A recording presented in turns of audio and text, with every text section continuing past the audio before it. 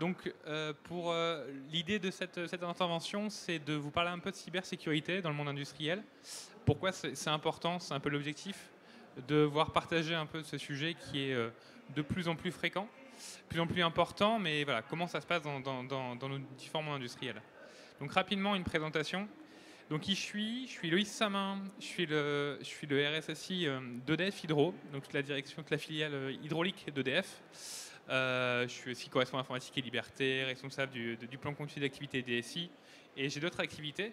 Et notamment ici, je viens en tant que membre du CESIN, le club des experts de la sécurité de l'information et du numérique, et notamment du membre Laboti, pour justement un peu vous faire un peu un retour d'expérience des sujets de cybersécurité autour de ça et de l'importance qu'ils ont aujourd'hui. Rapidement au défi Hydro, mais je le fais très rapidement pour expliquer à peu près le périmètre. C'est donc on est en charge de tout le parc hydraulique d'EDF,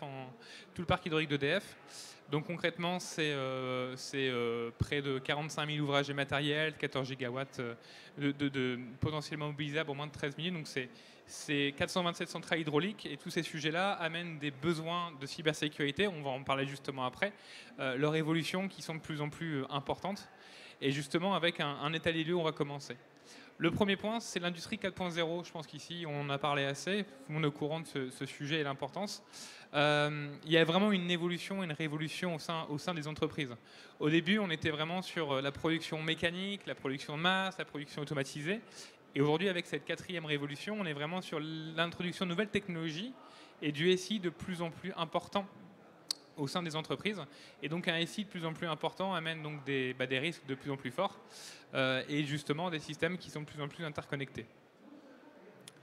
Concrètement, d'un point de vue architecture, donc c'est une représentation du modèle pur du, comment ça se passait au niveau des systèmes d'information. On avait la partie Internet qu'on voit à gauche, ici sur l'écran. On avait le SI de gestion, donc les ordinateurs, les postes de travail, les serveurs, les ERP, tous ces éléments-là qui sont extrêmement importants. Et qui donc amenait justement l'entreprise à pouvoir travailler. Et puis on avait à côté le SI industriel qui était vraiment cloisonné avec toute la partie SCADA avec les serveurs de supervision jusque la partie production, automate, capteur et tout le monde physique. C'était vraiment un monde qui cohabitait ensemble et qui ne s'interconnectait pas. Aujourd'hui, avec l'industrie 4.0, avec les besoins de plus en plus forts des entreprises, on a une véritable révolution dans ce modèle qui existait depuis de longues années.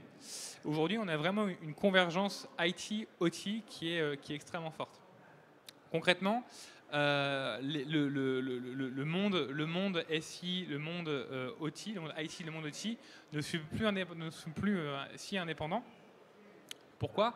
Parce qu'en fait, on met en place de plus en plus de systèmes qui intercommuniquent ensemble, de la maintenance prédictive, on va remonter simplement des données du processus industriel vers des ERP, vers des systèmes de calcul, etc. Et pour ça, on a besoin d'interconnecter des systèmes qui étaient totalement isolés avant, des systèmes qui étaient totalement hors de l'interconnexion de l'entreprise, qui étaient isolés, pour justement remonter des données techniques, des données techniques qui sont remontées du terrain, de la consommation électrique, du temps de marche, des températures de consigne, des quantités fabriquées, et des données qui sont issues du système de gestion. Donc tous ces données-là vont travailler ensemble pour justement être croisées et donner plus de pertinence dans les analyses.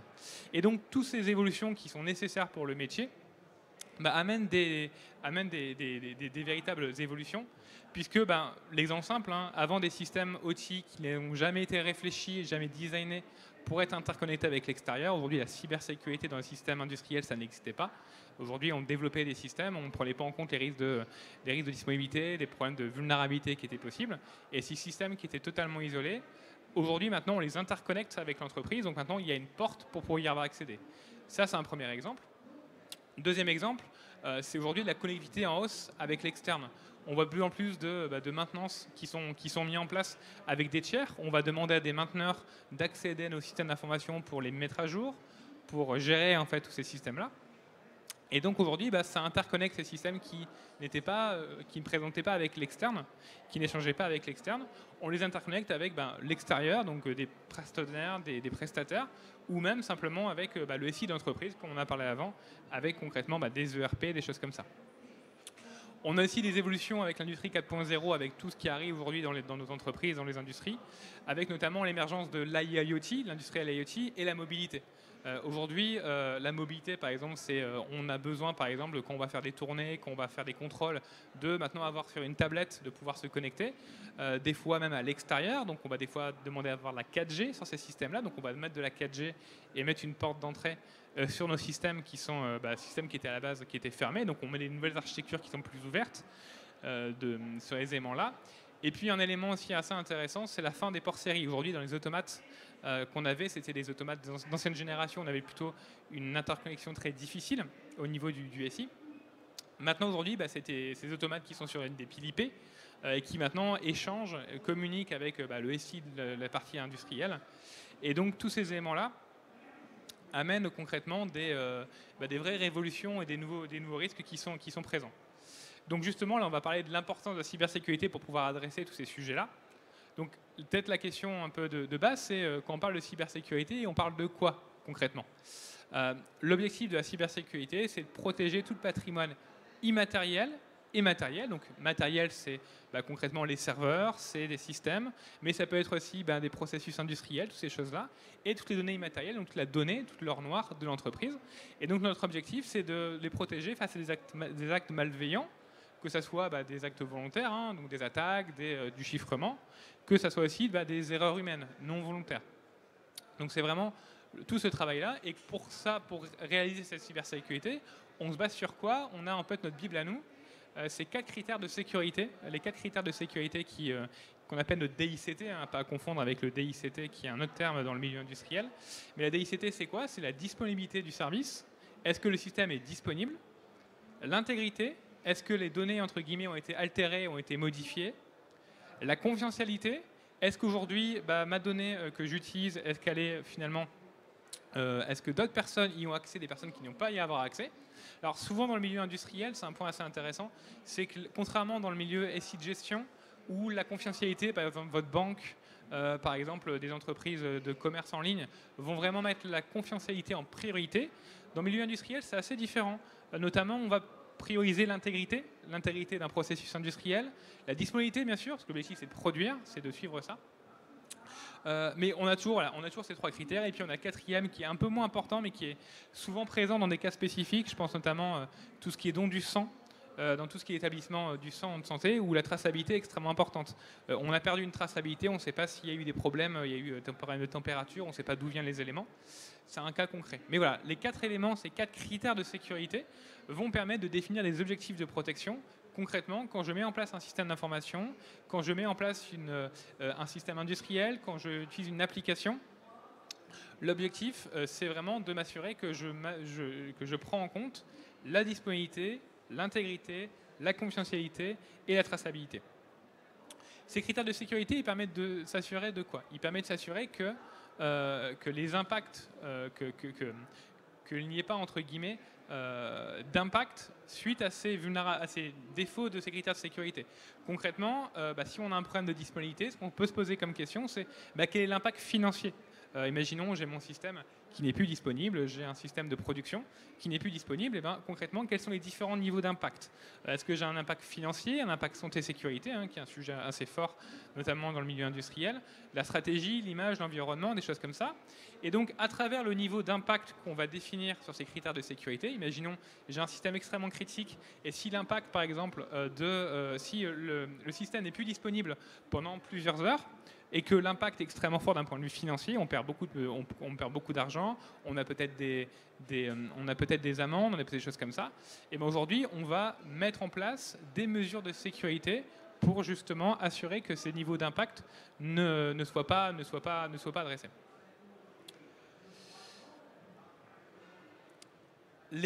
L'objectif de la cybersécurité, c'est surtout de pouvoir se protéger. Et aujourd'hui, je pense que vous le voyez tous dans la presse, la presse tout public, de l'explosion des cyberattaques, aussi bien dans les entreprises. Tout le monde se fait avoir, aussi une entreprise de 440, une PME, une ETI, un hôpital, une mairie. Vraiment, personne n'est à l'abri. Et aujourd'hui, on a vraiment 2 types d'attaques qui sont présents. Déjà, la première, c'est les attaques de masse. On appelle ça la technique du filet de pêche. En fait, l'objectif de cette cyberattaque et de cette attaque de masse, vraiment de faire le maximum de victimes, de vraiment être rentable. Donc souvent, on veut prendre le contrôle pour tirer de l'argent, on va vous demander une rançon, on va vous demander simplement, on va essayer d'avoir des effets sur vous, on va essayer peut-être, pourquoi pas, de faire de l'espionnage industriel, on va essayer d'avoir un impact médiatique. Mais toutes ces idées, c'est vraiment d'attaquer en masse, sans distinction spécifique. Et concrètement, quelles sont les propriétés de ces différentes attaques de masse? C'est souvent des attaques qui sont non ciblées. Concrètement, on veut attaquer de façon globale, sans vraiment avoir une attaque ciblée spécifique. On veut faire le maximum de dégâts, récupérer le maximum d'argent, concrètement. On a une technicité qui est souvent relativement faible. L'idée, c'est juste de faire de la production d'argent, etc. Et puis, certaines attaques de masse permettent aussi de faire des attaques ciblées. On en parlera justement après. Donc, des exemples d'attaques qui sont assez connus. Le phishing. Aujourd'hui, toutes les personnes, je pense, ont déjà reçu un faux mail de votre banque, un faux mail même de se faire passer par un de vos collègues, etc. Tous ces éléments-là permettent justement de pouvoir récupérer des informations pour pouvoir intégrer l'entreprise, pouvoir se connecter au système d'information de l'entreprise et pourquoi pas compromettre le SI.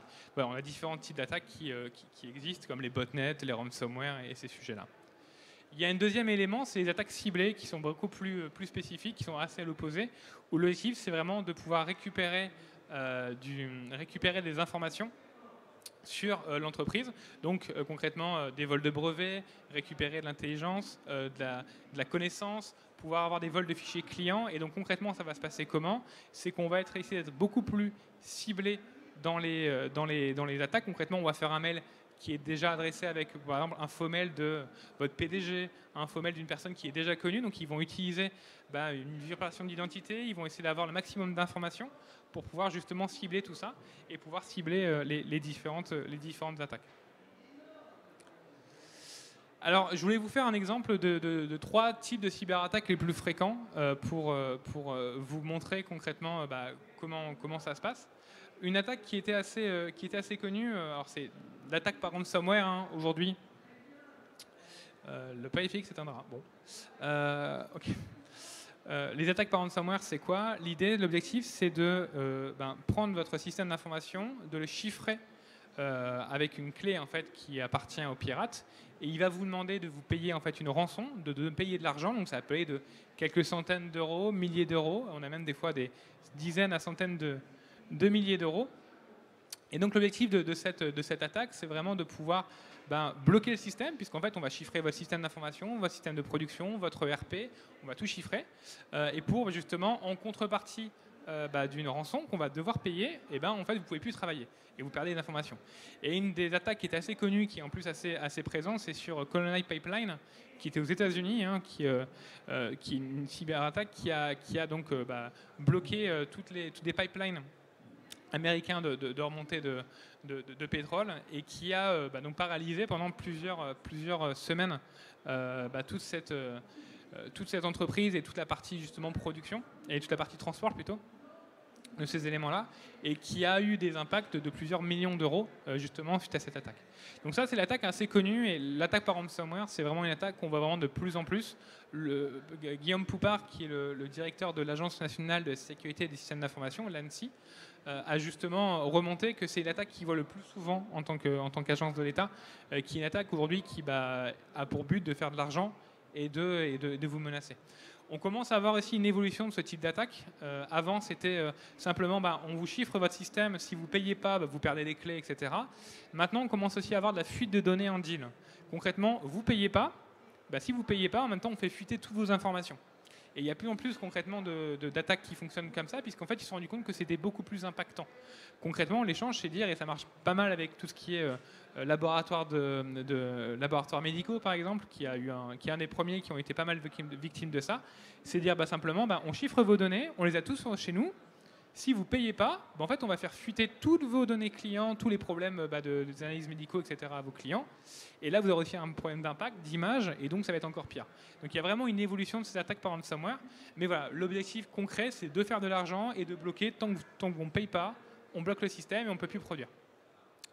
Le deuxième, c'est un type d'attaque qui est aussi de plus en plus présent, surtout ces 3-4 dernières années, c'est les attaques par supply chain. Donc concrètement, c'est quoi une attaque par supply chain? C'est on va utiliser un fournisseur, on va utiliser une solution tiers, entre guillemets, pour pouvoir compromettre le système d'information de la système cible. Un très bon exemple, c'est avec la cyberattaque sur SolarWinds, sur l'outil Orion de SolarWinds, qui en fait est un outil qui est utilisé par beaucoup d'entreprises. Et en fait, les pirates ont pris la main en fait sur cet outil, ont fait des modifications dans les mises à jour d'Orion pour pouvoir justement compromettre tous les clients de SolarWinds qui utilisent cette solution.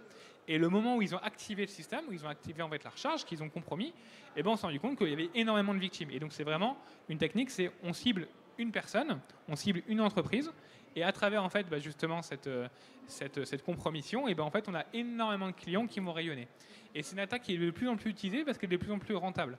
On a ici des cas assez concrets. Hein. En France, on a eu Altran, on a eu aussi Sopra, on a eu pas mal de sociétés de prestataires qui ont aussi été dans ce système-là. C'est-à-dire qu'on tentait de les pirater. Et justement, à travers leur piratage, l'objectif, c'était de prendre la main sur des systèmes qui avaient des liens avec des liens réseau clients, concrètement.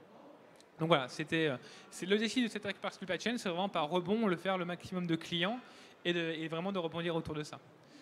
Et c'est assez intéressant parce qu'il y a une vulnérabilité, je ne sais pas si vous avez entendu parler, mais qui s'appelait Log4j, qui a fait beaucoup de publications dans la presse, même générique, hein, qui a en fait été une bibliothèque Java, c'est un outil en fait de développement, qui était en fait vulnérable qui était vulnérable. C'était une bibliothèque en open source et personne n'avait pris le temps de regarder.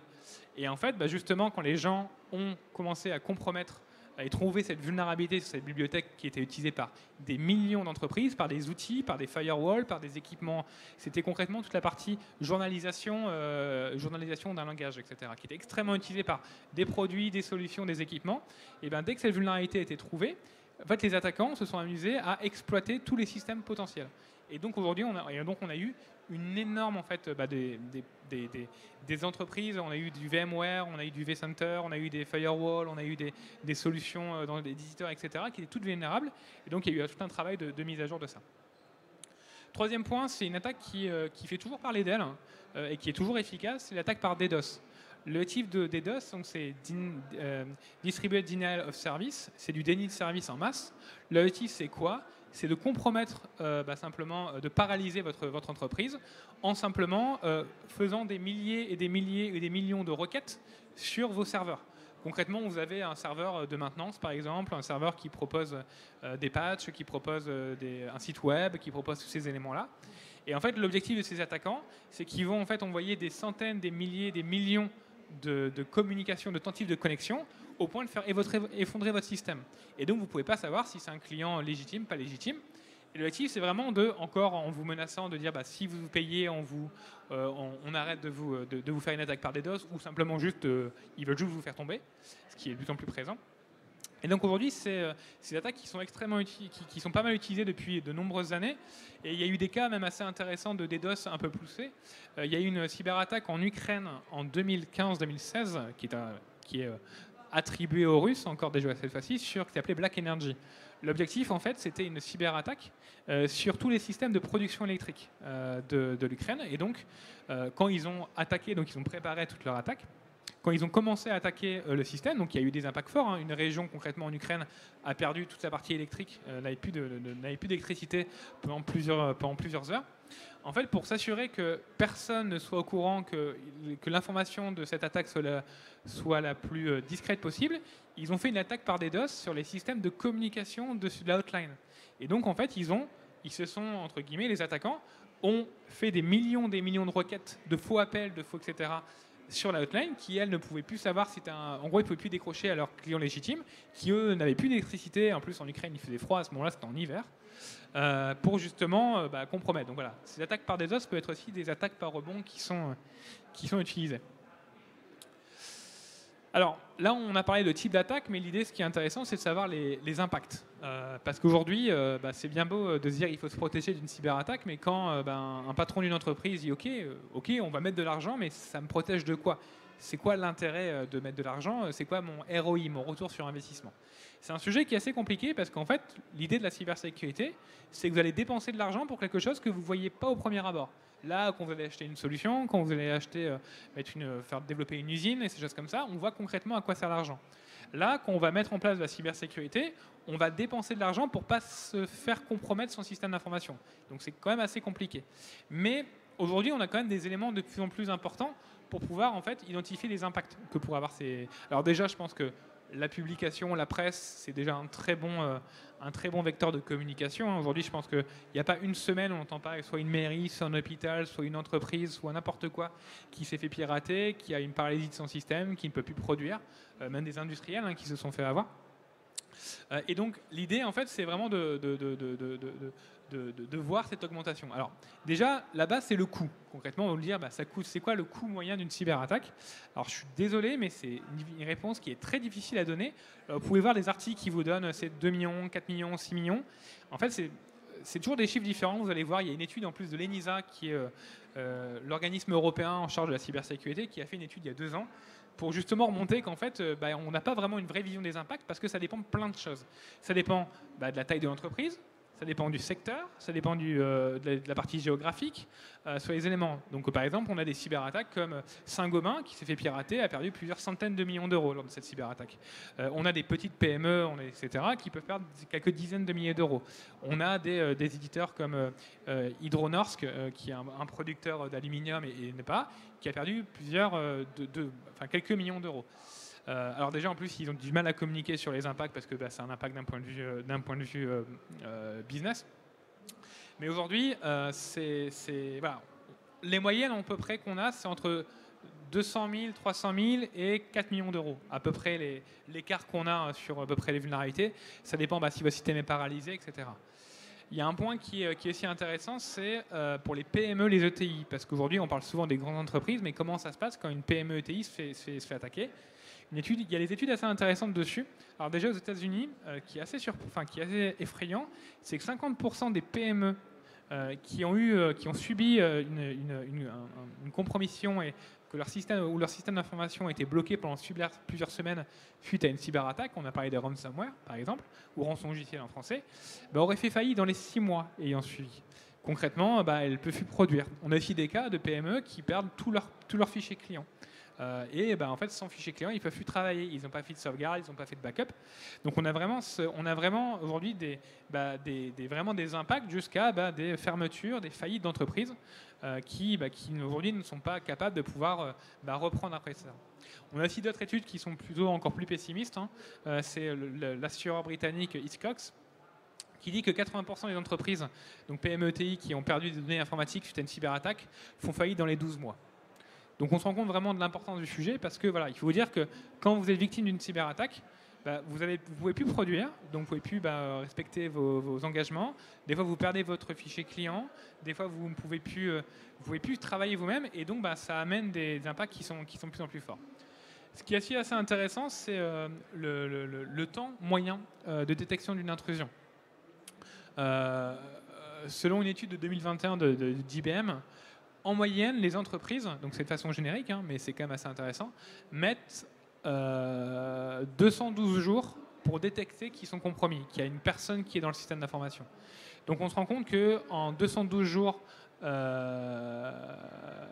ont le temps de faire beaucoup de choses, de voir ce qui se passait, de pouvoir compromettre des choses. Et donc c'est toute la nécessité justement de mettre en place des systèmes, des mesures pour pouvoir surveiller, voir ce qui se passe et contrôler tout ça. Dernier point qui, je pense, est assez intéressant, c'est une statistique qui revient en moyenne.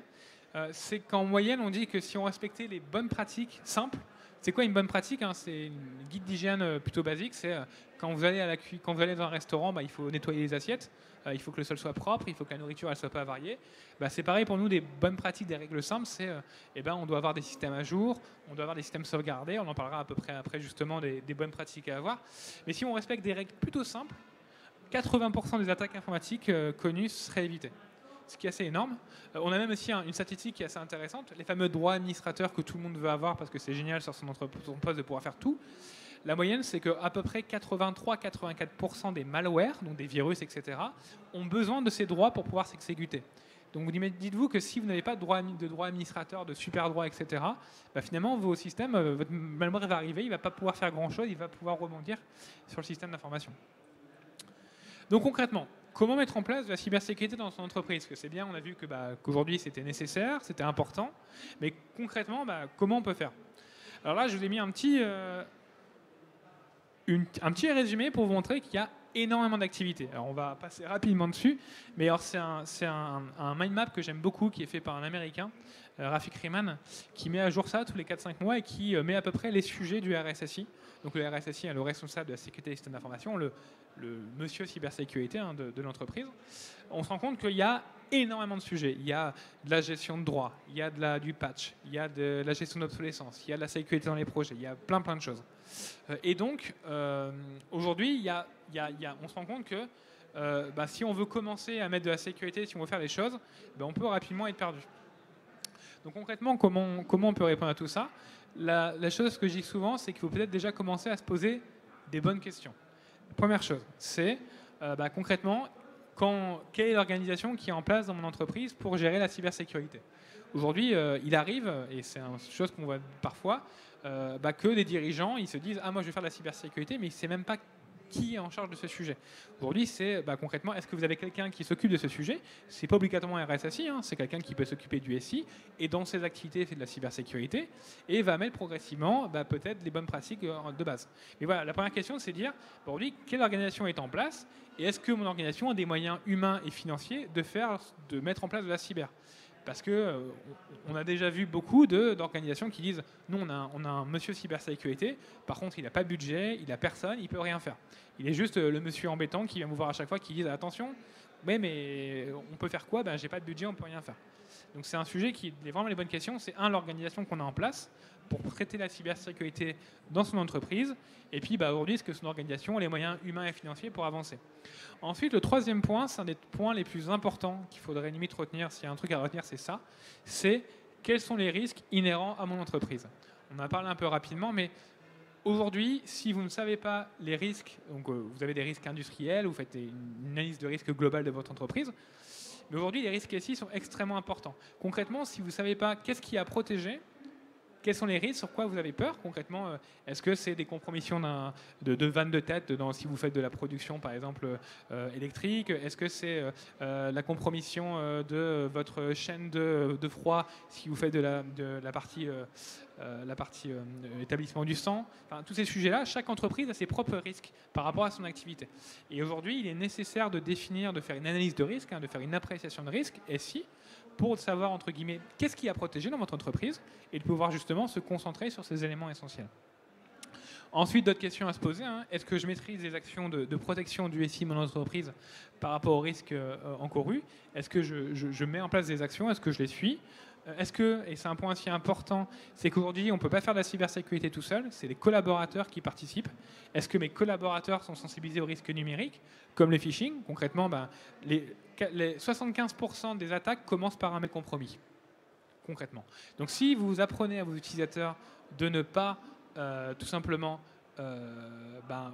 ouvrir un mail qui est bizarre, où on demande de télécharger une pièce jointe alors qu'on ne connaît pas la personne, de cliquer sur un lien pour mettre en fait son login et son mot de passe, tous ces sujets-là. Aujourd'hui, il y a plus de 75% des attaques qui ne passent pas. Donc voilà, je vous dis, il y a plein de choses. Les mots de passe, les utilisateurs sensibilisés, il y a plein de choses pour faire diminuer ce risque. Donc voilà, faire comprendre le risque numérique aux utilisateurs. Est-ce qu'on connaît ses actifs informatiques? Concrètement, j'aime souvent dire que c'est comme quand un pompier arrive dans un immeuble en feu. Si l'immeuble est en feu, donc une cyberattaque dans notre cas, s'il ne sait pas, entre guillemets, où sont les immeubles, où sont les appartements, où est le gaz, etc., il ne peut pas protéger. Et on est dans le même cas, entre guillemets, en cybersécurité. Si on ne connaît pas nos actifs, on ne connaît pas, est-ce qu'on a des serveurs Windows, des serveurs Linux, quel OS, quelle version, où ils sont utilisés, qu'est-ce qui est interconnecté, en fait, on ne peut pas protéger. C'est-à-dire qu'on ne peut pas savoir ce qui est vulnérable, on ne peut pas savoir si c'est compromis ou si ce n'est pas compromis. Et aujourd'hui, c'est juste en fait une porte ouverte qui pourrait simplement permettre de rentrer chez vous et de commencer à compromettre votre système d'information. Et l'exemple, par exemple, c'est les accès avec les extérieurs, les VPN, les accès qui sont ouverts. Concrètement, est-ce que j'ai des VPN? Est-ce que j'ai des échanges avec les externes, avec des partenaires et des filiales? Saint-Gobain, c'est un très bon exemple. Saint-Gobain, comment ils se sont fait pirater? C'est à cause d'un prestataire qui s'occupait en Pologne de mettre en place des étiquettes de coller les étiquettes en fait, sur du verre, des bouteilles. Eux se sont fait compromettre. Il y avait un lien VPN jusque le SI de Saint-Gobain, et les attaquants sont rentrés par là. C'est même pas les attaquants, c'est le ransomware, c'est le malware de lui-même a fait ça et a commencé à compromettre. Donc il est vraiment important de connaître son exposition à l'extérieur et de s'assurer qu'on a bien protégé nos liens.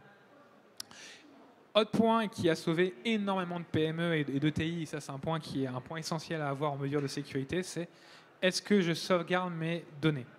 Concrètement, la seule solution quand vous êtes victime d'un ransomware, c'est soit payer, et c'est déconseillé fortement parce que vous payez, vous ne savez pas si on va vous redonner la clé, on ne sait pas s'ils ne vont pas revenir, voilà. Et puis ça encourage aussi les gens à continuer.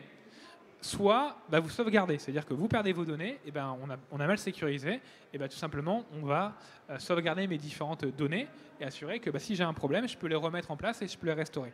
Et ça, c'est vraiment, si vous revenez chez vous, vous n'avez pas ça, priorisez ce sujet parce qu'il est essentiel.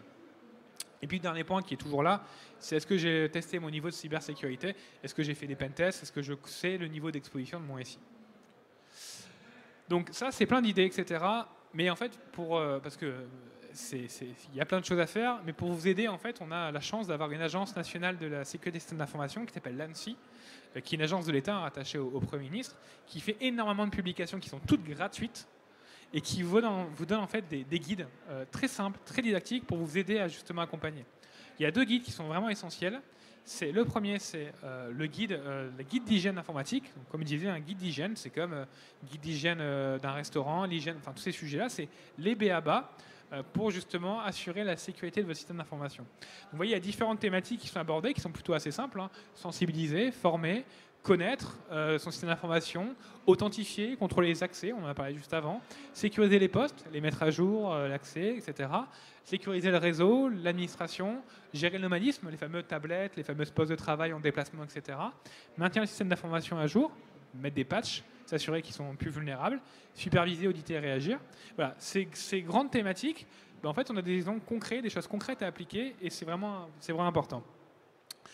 Sauf que des fois, on me dit, oui, mais c'est bien beau, mais en fait, j'ai pas le temps, je suis une petite boîte, etc. C'est compliqué. Et bien, l'ANSSI a répondu pour vous. Elle a en fait fait un guide avec la Direction Générale des Entreprises. Elle a en fait posé un petit guide TPE-PME, pour les TPE-PME, qui donne des recommandations qui sont vraiment des bonnes pratiques, encore plus légères que le document avant, qui expliquent concrètement comment on peut s'assurer et quelles mesures on pourrait mettre en place pour protéger de façon globale notre entreprise. Donc vous voyez, les questions qui se posent sont vraiment assez proches de ce que je vous ai posé. Est-ce que vous connaissez bien votre parc informatique? Est-ce que vous effectuez des sauvegardes régulières? Est-ce que vous avez un antivirus? Est-ce que vous vous mettez à jour?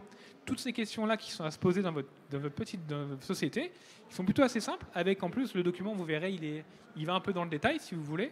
Et vous pouvez après aller plus loin, notamment avec le guide d'hygiène. Mais toutes ces 12 questions plutôt simples permettent-vous d'avoir un état de l'art, un état des lieux de votre système. Voilà, j'ai dépassé le temps, j'ai essayé de faire rapide. Alors c'est un sujet qui est compliqué à faire en une demi-heure parce qu'il y a beaucoup de choses. L'idée en fait vraiment que je tiens vraiment à essayer de partager, c'est que la cybersécurité aujourd'hui, avec la transformation numérique des entreprises qui est de plus en plus importante, il est nécessaire en fait d'allier la sécurité avec ça. Et donc, pour ça, en fait, il faut vraiment prendre des guides qui existent, prendre différents éléments pour vous accompagner sur mettre en place des mesures de sécurité, avoir une organisation. On n'est pas obligé d'avoir des centaines de milliers d'euros dès le début. Quelques milliers d'euros par an, ça suffit déjà à se protéger une bonne partie. Mettre en place des sauvegardes que vous pouvez sous-traiter à votre prestataire, pouvoir mettre à jour, assurer que tout le monde ne soit pas administrateur. C'est plutôt simple, mais ça vous sauve beaucoup de choses. Et voilà. J'espère que ça vous a plu et puis bonne journée.